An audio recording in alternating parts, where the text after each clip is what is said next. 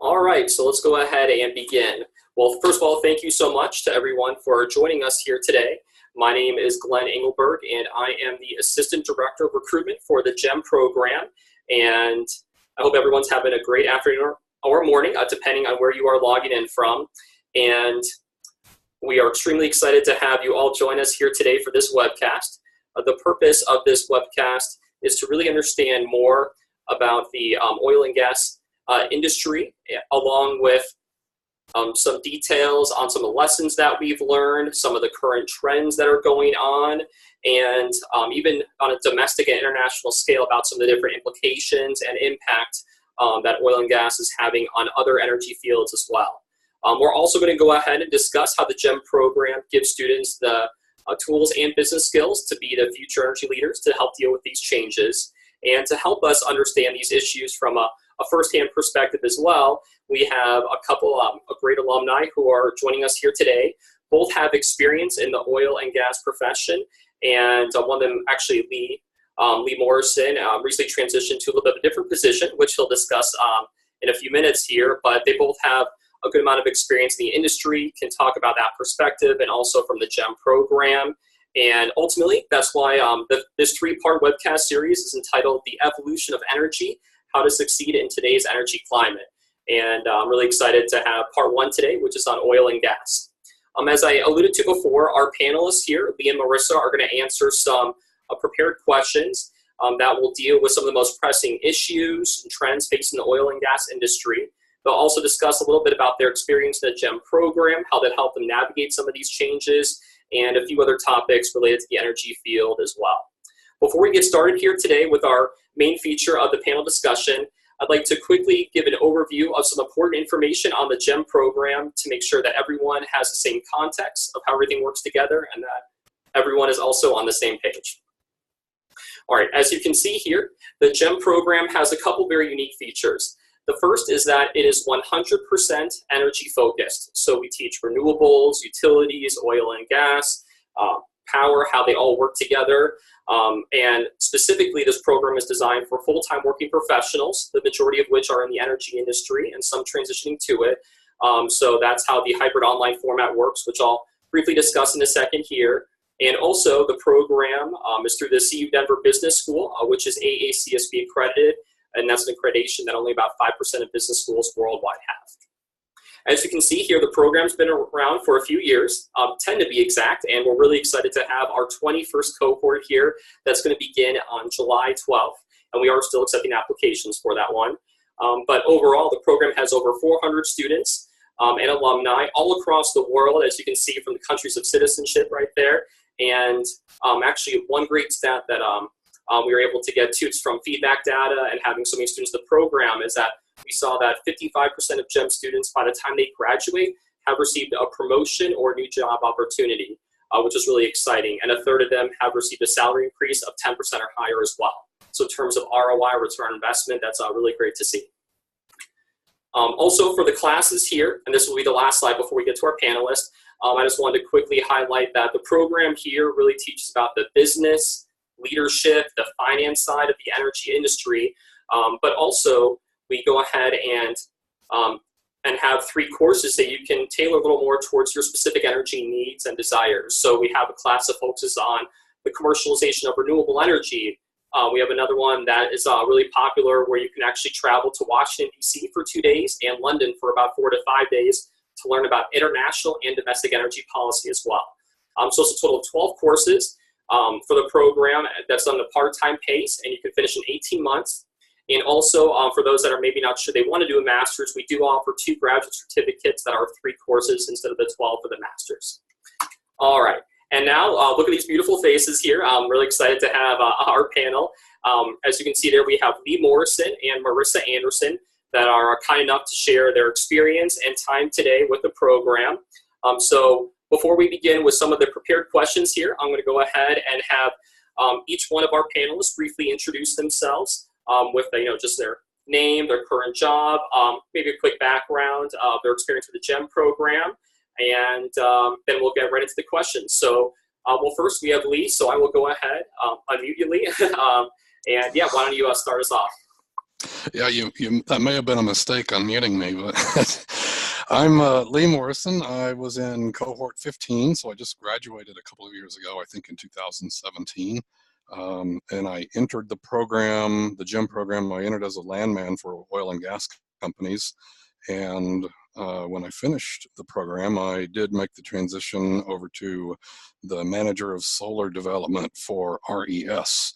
And I work here in the RES US headquarters in Broomfield. Perfect. Well, thank you so much, Lee. And Marissa, why don't you share a little bit about yourself? Great. My name is Marissa Anderson. I work for a company called B2 Analytics based here in Denver, fundamental-based market analysis focused primarily on oil and gas markets. And data provides a foundation for our analysis, and I lead our data analytics team here.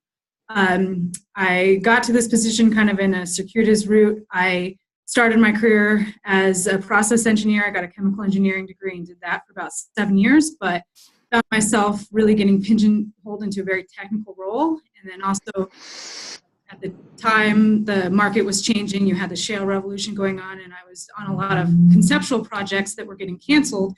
And I felt like I didn't have that line of sight or the business sense to understand why projects were going through or why they weren't. And so that's really what brought me to the GEM program. I enrolled, I was in cohort 8, so I graduated December 2013, which feels like a lifetime ago. But in that program, very early on, I took an energy economics course, and that really opened my eyes to the kind of problems I wanted to be exploring and working on. And actually, midway through the program, I did a bit of a career shift and pursued an opportunity with a company called Ventec Energy, which is now S&P Global, and worked as an energy analyst, pretty much looking at natural gas liquids markets. Took a small stint to a company called MarkWest Energy Partners, which is a midstream company where I looked on the finance side and investor relations. They got acquired, as can happen in the energy space, by Marathon Petroleum, and my role became a little uncertain, and that's when I pursued an opportunity here at B2 Analytics and have been able to grow from an analyst into now more of a leadership position, which has been really rewarding.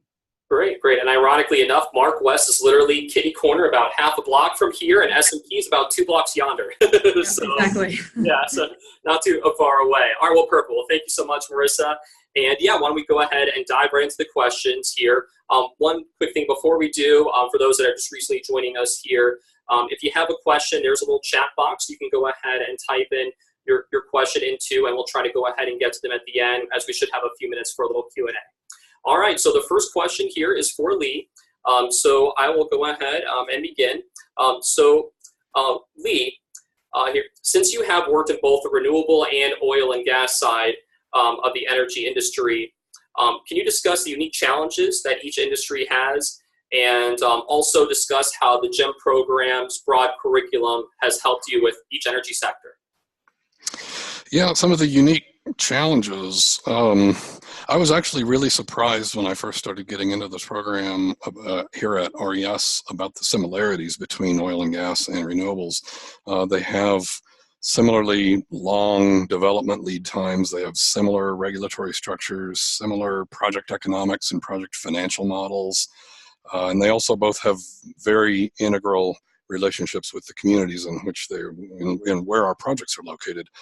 But with all of that, what I do see, and it's not really unique, but I guess there are aspects of it that are unique to each industry, to each side of the energy sector. One of the things that I see common is dormancy, and what I call project dormancy. These projects run hot and cold depending on market forces, regulatory, a lot of different factors that go into that. So maybe a project that's super hot today gets pushed to the back burner for a couple of years, and during that time I have to keep my company and my team motivated to continue pushing on that project and to make sure it doesn't go stale and go dead. Regulatory expectations, that's a challenge. And again, you have to manage your regulatory expectations both on your own executive team as well as the expectations of the regulators in the field. The regulators often, obviously we're going to do our best to comply with all the regulations, but sometimes there's a negotiation. Sometimes you've got to figure out what you can and cannot do practically without killing a project. Similarly, with the executive team, they generally are always wanting to know what's taking so long. And so you have to manage that expectation up front. Both renewables and oil and gas have long life cycle NPV. So basically in the conception of a new project, early stage, when we're just laying down the initial plans, we build our NPV models or financial models, and then you wear that thing like a yoke around your neck for the next 5 years. And that thing had better work, and you have to manage all of the financial inputs that are changing your NPV model as you go forward. So that's probably the biggest challenge. One that I said a minute ago was community relations. Project development and infrastructure is a long and messy project, long and messy process, and you've got to maintain good relations with your landowners and with the communities that you're working in to keep them from turning into opposition groups. And so that is also a challenge. Now, how Jim helped me with each of these, I think specifically, I think back to specific classes, and it's hard to pinpoint just a single class because they're all so integrated and they go together so much that sometimes they even get blurred in my own mind. But I do remember the tech science class. That one was kind of a foundation for me. It really gave me a good understanding of life cycle analyses, which those are important because those help you identify all of the financial inputs that you're going to put into your financial models. Also helps you talk to landowners and regulators more intelligently about what exactly is going to happen and how long it's going to be there and how you're going to clean it up after it's done at the end of its life cycle. That's Band's class. Oh, forgive me. Was that right? Dr. Hussein's class? That's Man Hussein's class. Okay, yeah. That was to me one of the foundations of the whole GEM program. The finance class with I had Michael Orlando for that one. Michael Orlando's great. Yeah. That one gave me the good understanding of the aforementioned NPV model and all of the variables that go into to building and managing these finance and economics models that are going to be so dear to you throughout the project. The leadership class really coached me on collaboration and team building. Collaboration is super important because every energy company that I have worked for uses a matrix organizational chart. And so you really have to do a lot of collaborating. You also have to collaborate with your people in the field and with your regulators and your landowners to make sure that what you're doing is going to be okay with everybody. It also helps you build your team and keep your team motivated during the project because, again, these are long life cycles. Law and contracts courses were good. They gave me a better understanding of regulatory processes and how agencies work, and so that was really beneficial. Perfect. Well, thank you so much. Those are all great examples. And yeah, I know from Ralph Contafio's class on energy law, and he's been mediation attorney for like 40 years, and Dr. Orlando's class, he's got a plethora of experience, but the practicality, that sounds like of the coursework with the different models and essentially some of the things you're doing in project development where you touch on so many different things, so many liaison components, right, with that. It's helpful to always, not just learn something, but be able to actually apply it with the work that you're currently doing as well to really bring that to fruition. So, no. That's right. That's it. Thank you so much. All right, perfect. And Marissa, we didn't forget about you, so don't you worry.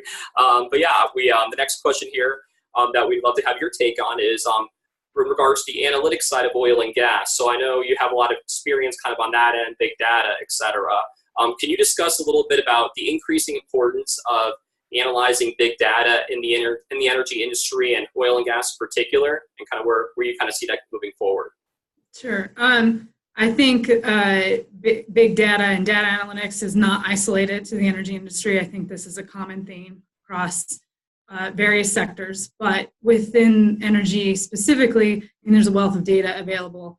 And advances in computer science and technology has really made aggregating this data, analyzing it, and really turning it into some sort of actionable intelligence much easier. So, my company and my background has largely been focused on looking at markets, and there's a wealth of data to look at markets from the very micro to the very macro. Oil and gas related, what are production trends looking like? What data can we point to say this is how, decline curves appear to be changing. Here's how drilling activity appears to be unfolding in different regions. What does this mean for production in aggregate? Where is consumption heading for different parts of oil and gas? Are there bottlenecks developing in the system, and what may that mean for price? So kind of taking in all these different inputs, understanding what may be leading indicators, and then really making calls based off of that evidence. So that's very kind of a market approach, and what certainly we're focused on here at BTU. But you think across the energy industry, even on a very technical side, geologists looking for the best rock, oil and gas, petroleum engineers, optimizing well design, optimizing completion design. We've seen vast improvements in efficiency, drill times decreasing. A lot of this is, churning through data. So definitely think this is something that's only going to continue from here. Yeah, absolutely. And if I'm not mistaken too, because I know I've attended a couple events recently where we talked about this, it seems like a big trend over the past few years of oil and gas has gone from let's drill as many wells and everything as possible to now efficiency. It's all about efficiency, right?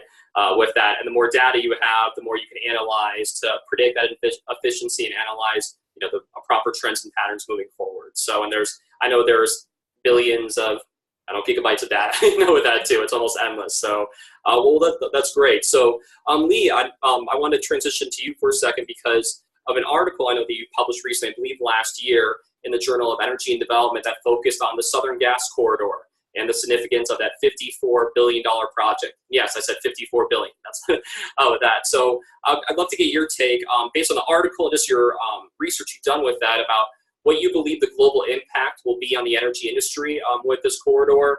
And also, I know you already actually kind of did this, but if there's any examples from some of the GEM courses that you've done and a particular case study or project that you did on an international basis that maybe comes to mind, like I know in Dr. Hussein's class, I think he does a couple on different dams or corridors internationally. So just anything there that stands out too.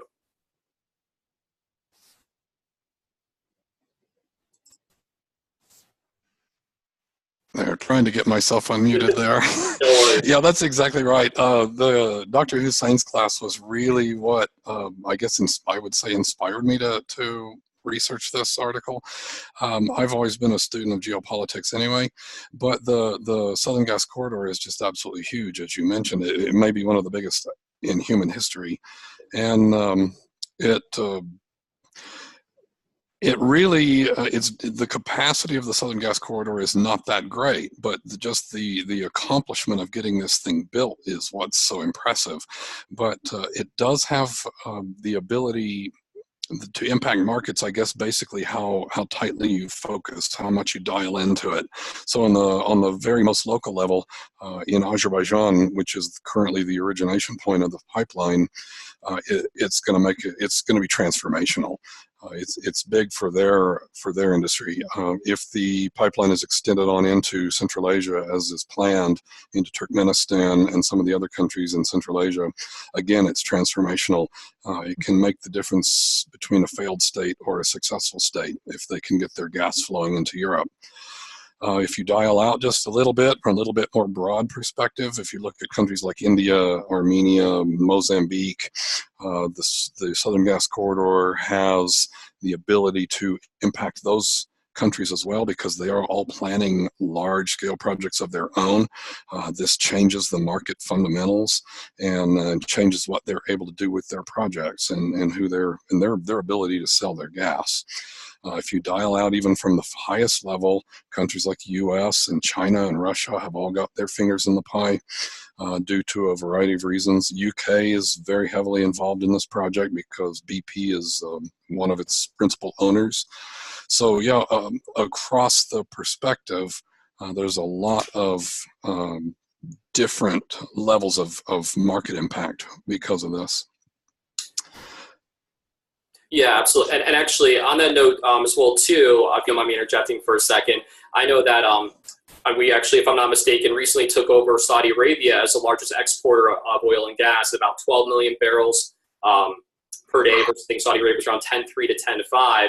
So do you anticipate on the completion of this corridor that maybe there'll be even a larger focus on the countries like the U.S. or maybe even Canada just exporting when these countries have the logistic availability for oil and gas to go through on a regular basis? Absolutely, and the Southern Gas Corridor is really this is something Marissa can probably speak to even more intelligently.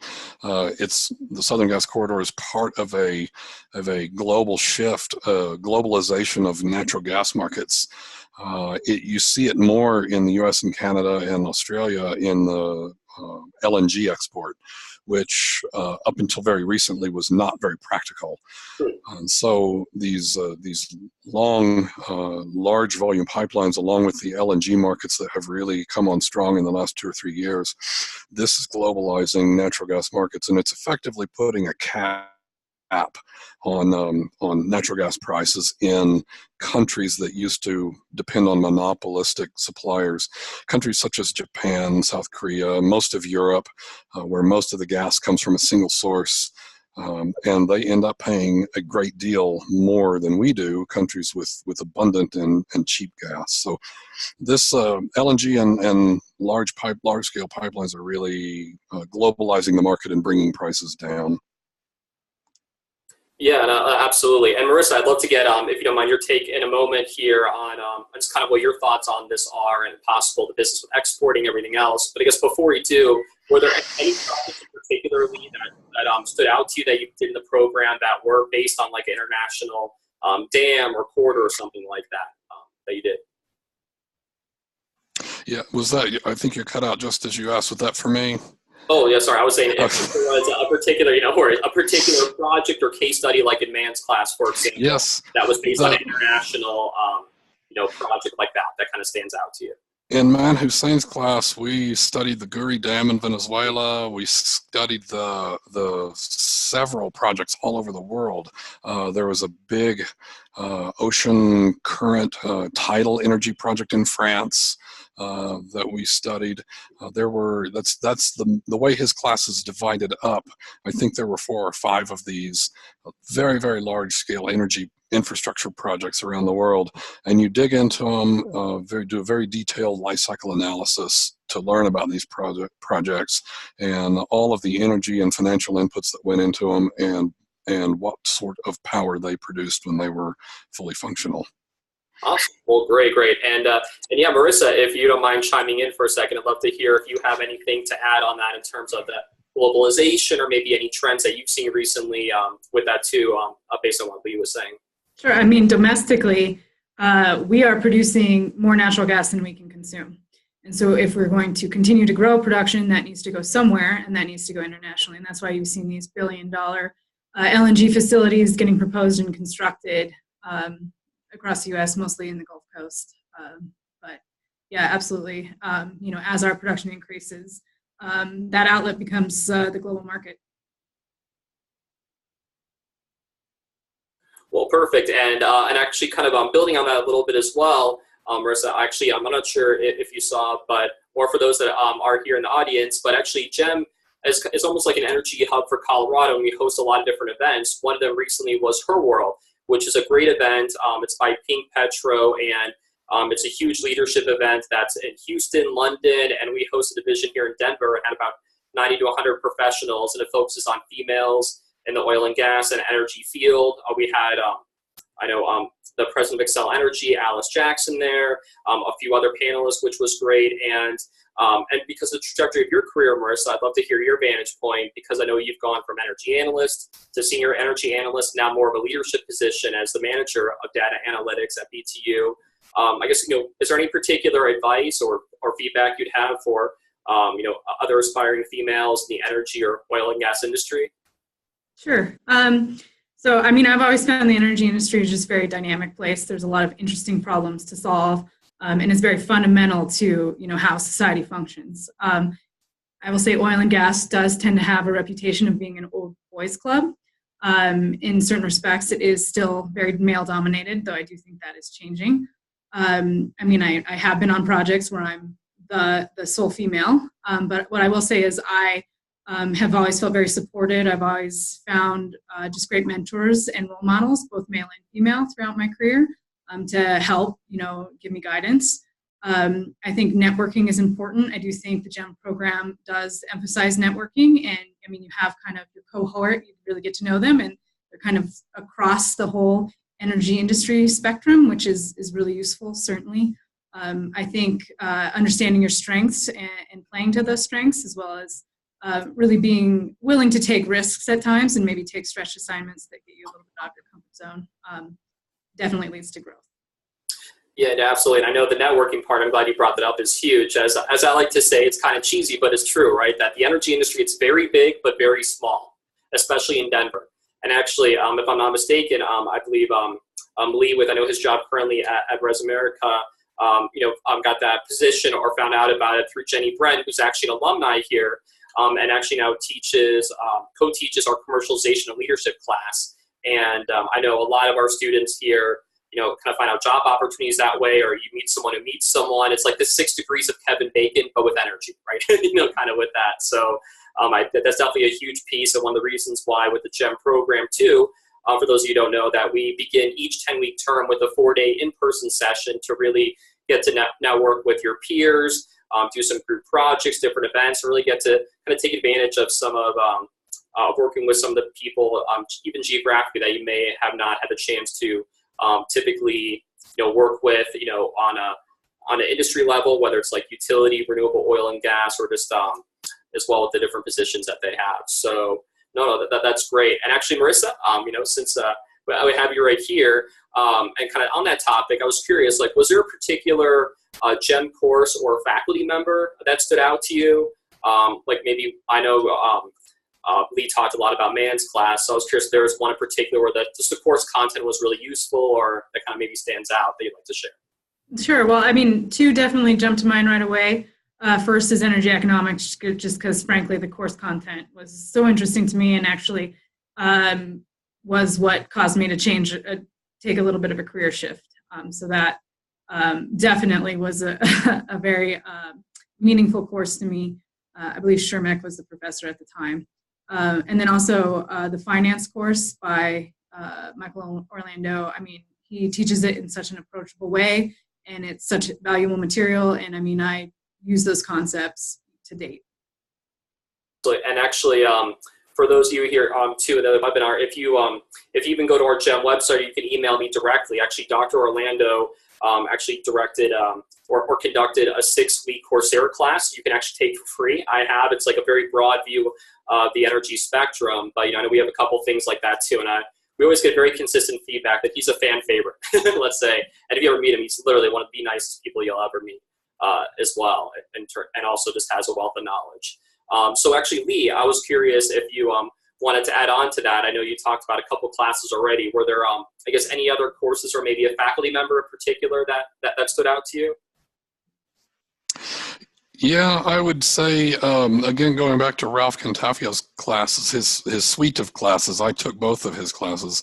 And I think for me, and again, this is going to be different for everybody, but for my background, I already had a basic understanding of energy law, but nothing nearly as in-depth as we learned in his classes. And so I gained a great deal from his classes and was able to actually just put it to work the next day. And I still use a lot of those tools every day in my work. But another one that I didn't mention before was at the time was taught by Dr. Mignona. It was I believe it's a survey course. I believe it's the life cycle, or it's the energy introductory 21st course. century global reality is Yeah. first classes we take, if I'm not mistaken. That's the very first class that you take, and that is very appropriate because it completely changed my worldview when I took that class. It's like, wow, this energy sector is. It really brings out it points out what you don't know that you don't know. So it was a very valuable class, and it also changed my career. So just that one class. Well, changing your perspective and career, it's hard to get a little bigger than that, right? So, right. Yeah, no, that's great to hear. Well, actually, on a next question here that I'd like to go on, which is kind of almost, I guess you could say, the elephant in the room, so to speak. In Colorado right now, there's a lot of debate, legislation of oil and gas, with the Senate 181 bill, Prop 112 back in November. So I'd love to hear from both of your perspectives, on just kind of, the interdependence now of renewables with the oil and gas industry, and kind of what you see as the gradual transition, really just for the energy economy for it as well. Because I know that even, there's been a lot of legislation or talk that we're going more towards renewables, but obviously it's a very gradual process. There's not a proper infrastructure in place to have it like that. So just curious of each one of your takes on it in terms of like the next, foreseeable future where you kind of envision and see just the health of oil and gas and its interdependence with the renewable side. So Marissa, I'd love to get your take first if you don't mind. Sure. Well, thinking through renewables, I mean, such as solar or wind, these are really intermittent sources, and they're primarily generating electricity. So really what we need is battery technology to kind of come up to speed to be able to kind of base load or put out this electricity kind of over throughout the day at peak times. And so until we really get that at large usable scale, we're still using conventional resources, primarily and increasingly natural gas, to really backstop when the wind isn't blowing and the sun isn't shining. And so I think, kind of building out that battery technology is still something that is a bit of an impediment to just switching right away to all renewable. Thinking kind of through in the transportation sector, I mean, really what you need is large-scale adoption of electric or alternative fueled vehicles, because oil, is still primarily what's used to fuel those. So yeah. So Elon Musk, get your act together with the battery storage. Yeah, with that. So and Leah, I'd love a little bit of your take on that as well, especially since you recently transitioned from oil and gas to the renewable side. What kind of comments or feedback do you have on the topic? I agree very much with Marissa on the electrification of transportation. That's important for the transition. I don't see that happening at a high speed, but it's going to be slow and steady as electric vehicles continue to improve. Also, there's a lot of talk about natural gas as a bridge fuel, which also Marissa alluded to, and I think people are starting to realize that perhaps burning natural gas for power production is not its best use, that natural gas might be better reserved as a feedstock for plastics and chemicals. It's basically the backbone of the chemical industry all over the world. And that perhaps is a more valuable use of it. Batteries, yes, battery storage has come across, it's come on strong in the last few years. We are planning projects now 3 to 5 years out. We are planning full-scale batteries on everything basically now, just because we believe the technology is going to be there by the time the projects are put in the ground. So I think that wave is also coming. But it has been, basically, I think there's been like 40 years of technology improvements in renewables, and only recently did renewables surpass combined cycle gas turbines, which is about state of the art for gas technology right now. Renewables only recently surpassed natural gas as a cheaper alternative for power generation. And so there's going to be a slow transition. A lot of the legacy power generating facilities all over the country, they also have very long life cycles. They're not going to close down a gas plant or even a coal plant if it still has 20 years left in its life cycle. So we've got the issue now that's often talked about as stranded assets. What to do with these long life cycle assets that we've got a better technology, but we just can't implement it because the finance is in the way. So there is that also is delaying the transition to renewables. Yeah, and I think something too that you hit on as well, which is I think just a really critical point that sometimes gets overseen is that, maybe let's just say there's 15% of the pie, so to speak, that that natural gas has in terms of, and I know it's not the case, but like let's just say with plastics or chemical industry, maybe it'll become greater with that as renewables fill in for something else. So there's still, I know, a lot of needs, for natural gas and oil and gas, domestically, but even internationally too. I think as both of you touched on, with countries like, India or some Central Asia, especially with emerging middle classes that are not going to have those even logistic technologies for, for car stuff for a very, very long time. There's emerging areas where those resources will be used differently and different infrastructures for it. So it'll be really interesting to see how that develops. Yeah, and to tag along with that, you see cheap and abundant natural gas is really fueling a resurgence in the industrial base all over the world, but especially here in the U.S. You see energy-intensive industries are really now out competing their competitors overseas because we have very inexpensive and abundant fuel. And so your glass, cement, chemicals, obviously the LNG export liquefaction plants and cracker plants, which convert natural gas and break it down into a constituent part, which is then used in plastics and other things. These industries are really, really benefiting from the shale revolution and America's abundance. Yeah, absolutely. So I guess the bottom line is that inexpensive and abundance a good combination, right? When it comes to that. So, well, great. Well, there's one more question that I'd love to get each of your take on, and then we'll go into a couple minutes about some upcoming GEM events, then a Q&A session here as well to wrap up. So, Marissa, I wanted you to start on this question. So, to kind of frame it up, the GEM program, as I mentioned, is designed for full-time working energy professionals, and that's why it has the online hybrid format. And as part of that, as I mentioned earlier, you have those 4 days in person, which is a Friday, Saturday, Sunday, and Monday. Also minimize the time off work for most of us that work Monday through Friday.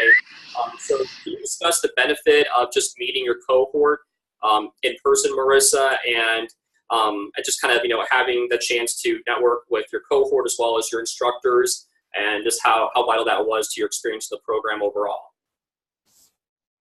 Yeah, frankly, this hybrid format was the ideal format for me. Meeting people in person, meeting your professors, meeting your colleagues in person is huge to build that rapport, to understand who these people are, and then being able to then, the rest of the course, do things on your terms, on your time. Travel becomes less of an issue. You know who these people are, so coordinating schedules and that sort of thing just becomes a lot easier, I guess. So being able to both meet someone in person and not just rely solely on the online format, as well as having the flexibility to do things, not have to go to class, 2 days a week after work, was hugely beneficial to me. Yeah, absolutely. And Lee, is there anything you'd like to add to that in terms of just the importance of meeting your cohort in person, some of the different perspectives you gained from that, and just having that as the foundation for each of your terms? Yes, the cohort was similar. I had the similar experience with Marissa. It really elevates the GEM program above other master's program. And this GEM was not my first master's, and so when I can't help but compare it with my former experience with another school. It was. The other one pales in comparison to this. You get to, first of all, we're dealing with some high caliber students. These are not just typical college kids. These are people who are career minded, who care about improving themselves and basically these are people who are moving up in the world, in the energy sector anyway. And it's really good on cohort weekend to form bonds with these people, build your network, you get to know them. You're going to be working closely with them throughout the GEM program and on projects and papers. It's really good to start forming good relations. And still, it's only been a couple of years since I've completed the program, but I'm still in touch with most of the people in my cohort. We meet occasionally for beers, and I've even written some articles with some people. So that's good to keep. But also, I really enjoyed meeting the instructors, because same thing. I think of these people as mentors more than judges. I think this is not the typical school model. These people are good to know. They're industry experienced. I come across them all the time in industry events. I hear them speak at various functions, and it was really good to meet them and get to know them personally. And I think that is also what makes the GEM program stand out. Yeah, no, absolutely. And thank you so much for that feedback too. And one thing I actually want to point out as well is about half our instructors are here locally, but even ones that aren't, like I know Dr. Hussein, who's currently teaching in China right now, and I actually connected with him a few weeks ago to talk about this, he said that he has almost each week different planned meetings with students that he records to go over popular topics or office hours. They are very available too.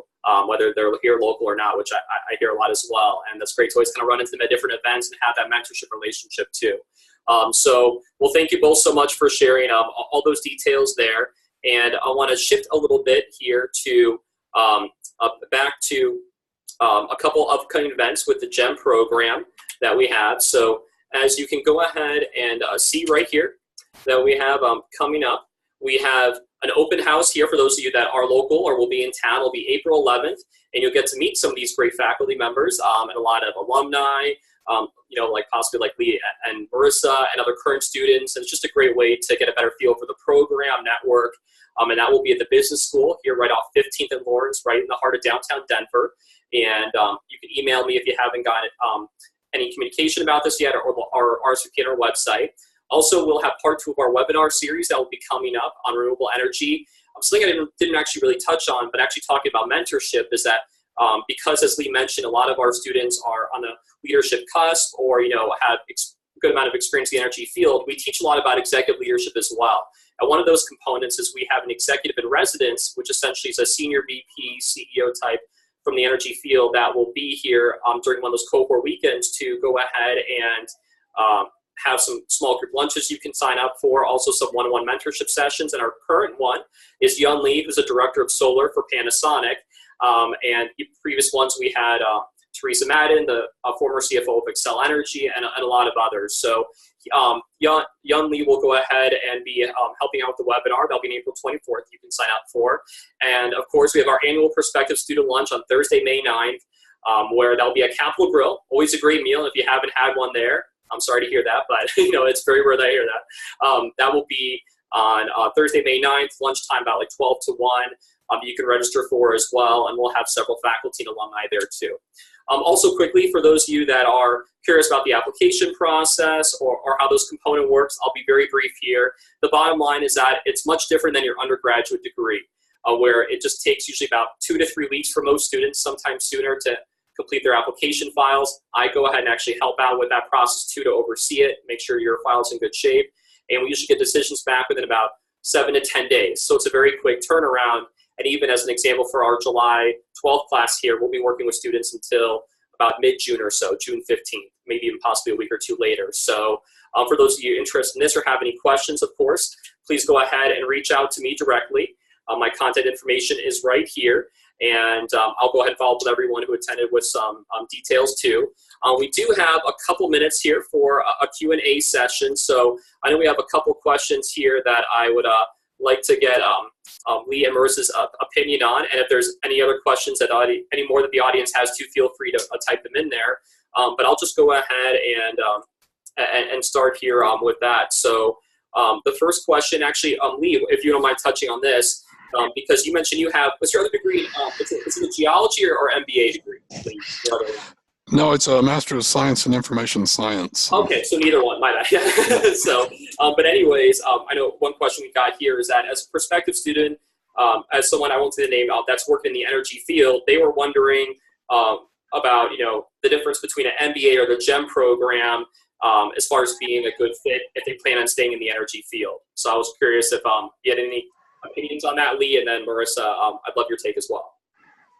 Oh yeah, I think there is a pretty marked difference between a traditional MBA program and the GEM program. I consider the GEM program, I call it an energy MBA, which a lot of different universities have had that. But I think with the GEM program, you get exposure to the level of science that you need. I try to picture myself entering Res Americas with a traditional MBA. I never would have been able to make it. I needed to have the background in power generation, a lot of the science background I needed to have. I also need to be able to compare the different energy sectors. Energy is a vast and complicated field. It's got very unique regulatory structure. It's got unique finance and accounting methods. A lot of things like that you are not going to be exposed to in a regular MBA program. So if you want to stay in energy and you want to move up into management, you need to have this sort of an energy focus. Yeah, and before getting your take on this, Marissa, I think you hit a key point too, Lee, where it's very interdependent. Like imagine a Venn diagram like this. The middle's very big, right? There's all some type of intersection and understanding how it works on a deeper level will help prepare you for, I imagine this yourself, Lee, a year ago working oil and gas, you may have not envisioned the position you have now, but because you're exposed to the different energy industries and all that different knowledge, it prepares you for a position in a completely different energy. So I think that's a good take on it. I guess, Marissa, is there anything you'd like to chime in on that as well in terms of the difference between an MBA or GEM for someone that's an energy professional? Yeah, I would echo and agree everything that Lee had said. I think if your plan is to stay in the energy industry and you're interested in understanding the real nuances and specifics behind that industry, that's where the GEM program really makes a lot of sense. An MBA, I think, is a little more general and kind of depends on what you're interested in and kind of where you see using it. GEM program really answered a lot of the questions that I was interested in terms of learning more about the industry I was working in. So that was the main appeal to me. Yeah, no, absolutely. And it looks like we have, I think, a new question here as well. So someone was asking about your opinion of the academic workload. I'm glad someone brought this up. So I know it's kind of hard. They asked about the hours per week outside the classroom. But I guess maybe both of you can comment. I'll have you first, Marissa, and then Lee, just about how you're able to balance, I guess, the work-life balance with going back to school, doing the program, and how that all fits. So. Sure. I'll preface with it's been a while, but very doable. And I think, honestly, the online format helped with that in that I don't even actually remember the hours I was putting in. There is a workload. I mean, you have to go into it understanding that you need to put the work in. But I think the fact that you can balance around your schedule as needed is what made it really workable for me. And maybe I have I know at work I'm going to have a big busy week. Well, then I can kind of counterbalance and understand, okay, this is the amount of time I have to dedicate to schoolwork. So, I mean, it is a master's degree and trying to time. It's not a walk in the park, right? But it's I'm not gonna. Yeah, it's a challenge. But it's manageable.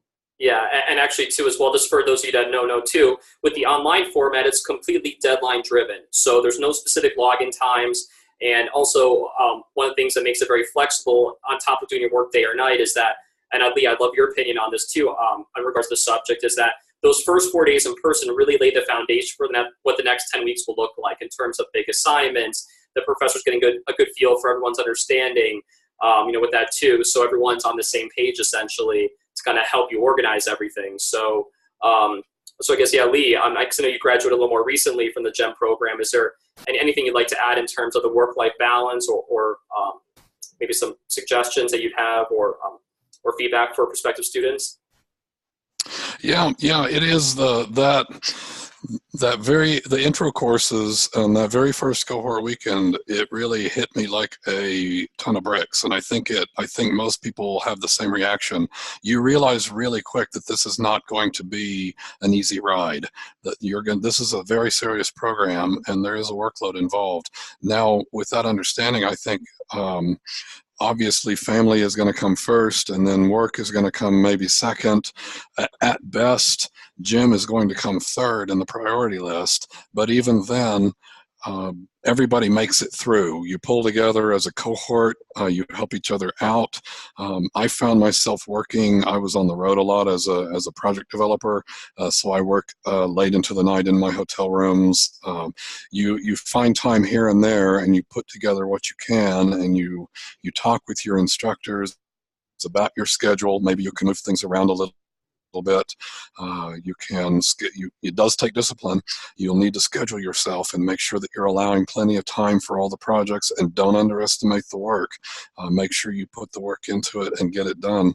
And my cohort, and myself included, went through just fine. After that first quarter, after you get over the initial shock, then you'll start to get into the get your routine. Right. You get your routine in place, and then from that point on, the load doesn't get any easier, but you handle it better. So it's not a problem. Yeah, no, absolutely. And actually, we have another question here too that I'll get to in a second. But something I think that you touched on, Wellesley, that's important is just relying on your cohort. And actually, here we have a retention rate over 80%, which for a graduate online program for those that are working full-time is very strong. And I know a big part of that too is having the cohort. I've heard from countless students, and I think yourself as well, Lee, that if someone has expertise in area A and someone else has an area B, I know they help each other out a lot too. Depending on the classes, meeting in person, help encourage each other along. So I know that's something that I've heard a lot of times is really helpful. So actually someone had a question here that I guess just essentially asking, was there anything in the program that it did, I guess, was there any subjects or any areas that you wanted to learn more about that the program didn't offer? I don't know if there's anything in particular else that you wanted to maybe build on more, or looking back that you would have liked to see more of. So I'm not sure if Lee, if you want to start first, then Marissa actually on this question. Yeah, there were some areas, but of course the program is only so large, and there's only so much you can pack into it, and it's already really packed full. So yeah, anything you add means that something is going to have to get dropped somewhere, and there's really nothing that's eligible to be dropped, in my opinion. But I would like to have learned more about oil and gas midstream. I think that's an area that we didn't focus a great deal on, but you can do that on your own in your projects that you take on for the different classes, because each class will have a significant writing project and or research project. So you can focus yourself that way to some degree. I was lucky enough to have gone on the London and the DC trips. The London trip focused a lot on research, something that Marissa's probably well exposed to now. That London trip and all of the research, I never realized how much there was and what sort of opportunities there were there in that, if you want your career to go that direction. And so I think I would like to have spent some more time on that as well. Yeah, no, absolutely. And actually, before Marissa, I get your take here in a second as well. One thing that I want to point out too that Lee just mentioned is that the coursework is very practitioner-oriented or applied theory. So all the case studies, projects you're doing, you can kind of choose your industry. If you're in solar or want to know more about midstream, for example, you can incorporate that into different projects and things you choose to do. So I guess, Marissa, was there anything else that you'd like to go ahead and add to that in terms of something else maybe you'd like to see that the program could have added, given there's only a finite amount of information, but anything else in particular? Sure. I will say I got very interested in the finance side of things. I know I did take 2 finance classes, and but digging deeper, and I think, frankly, I think the program, it's not a finance degree. If I wanted that in a finance degree, just maybe kind of the next level would have been interesting, and like a commodities marketing type class. I don't think at the time that was available, but just in terms of my current position, that would have been an interesting coursework. Absolutely. And it looks like we have time for one more question here. And thank you again, everyone who's joined us here today as well. So last question actually has to do with the practitioner faculty, and I'd love to get your take on this, Marissa. I guess, can you talk about just how valuable it was having instructors that have a lot of energy experience, and most of them that are still in the energy field, just how that affected your overall experience with the program? I mean, it's tremendous. I mean, these are experts in their fields and in the industry you're in, and are pulling and giving examples in their lectures, real world examples in terms of how these things are used, kind of across the energy spectrum. So hugely valuable. All right, wonderful. And then actually, Ali, I guess, is there anything else you'd like to add to that with just the value of just having practitioner faculty and ones that are still really involved in the energy field, how that helped shape your I thought it was tremendous because these people have field experience. They're not just academics. So you learn about oil and gas accounting from someone who's done it. You learn about Dr. Orlando, that we've mentioned several times, is used to be a Federal Reserve economist focused on energy. I mean, he knows these things. There's very little that you can not discuss with him that he doesn't already know about. And so, again, Dr. Hussain and his nanoparticle physics background is really impressive, and you can really get in deep with these people, as deep as you'd like to go, or in my case, as shallow as you'd like to stay. When it comes to nanoparticle physics, I think we're all going in the child's end right there. So right. Cool. Yeah. With that, all right. Well, great. Well, I want to go ahead and wrap up here. Shortly, I want to go ahead and thank everyone again for joining us here today for the meeting, or say the panel discussion. And once again, if you have any questions about the program or are interested in learning more, my contact information is right here. My phone number 303-315-8064 is my direct line of work, or glenn.engelberg@ucdenver.edu. Don't forget 2 N's, not one. Anyways, I want to thank everyone so much for joining us today. Thank you so much to Lee and Marissa, who brought so much valuable experience, stories about the program and the oil and gas industry and the renewable industry too. And I look forward to seeing everyone at our next webcast on April 24th with Yun Lee. And if you have any questions in the meanwhile, want to know more information on the program, I'll try to follow up with everyone here individually who attended the webinar. But please feel free to reach out to me directly, and I hope everyone has a wonderful rest of their day. Thank you so much.